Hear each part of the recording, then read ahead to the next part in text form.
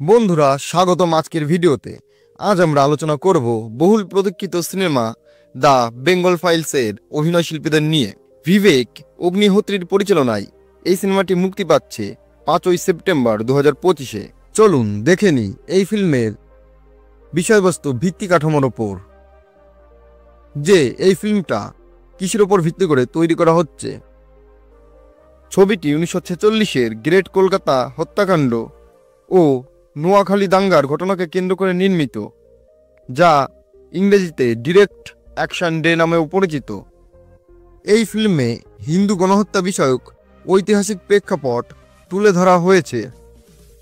চলুন এবার জেনে নিই এই সিনেমায় অভিনীত কয়েকজন অভিনেতার নাম। মিঠুন চক্রবর্তী, তিনি অভিনয় করেছেন ম্যাডম্যান ছাটুর চরিত্রে। মিঠুনদার উপস্থিতি ছবিটিতে এক আলাদা মাত্রা যোগ করবে। অনুপম খের থাকছেন এক অনন্য চরিত্রে, তিনি অভিনয় করছেন মহাত্মা গান্ধীর ভূমিকায়।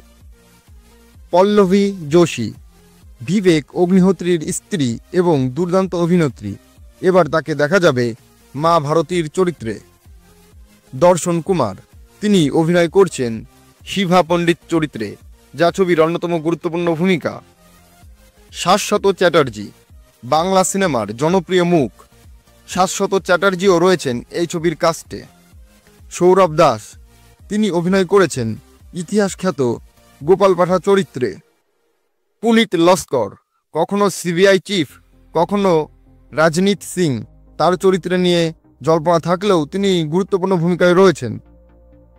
এছাড়াও অনেকেই আছে সহায়ক চরিত্রে, যেমন মোহন কাপুর, সিমরাত কর, রাজেশ খেরা, প্রিয়াসী চ্যাটার্জি, আরও অনেকে রয়েছে। ভিডিও ভালো লাগলে লাইক দিন, চ্যানেল সাবস্ক্রাইব করুন আর নোটিফিকেশন বেল আইকনটি প্রেস করতে ভুলবেন না।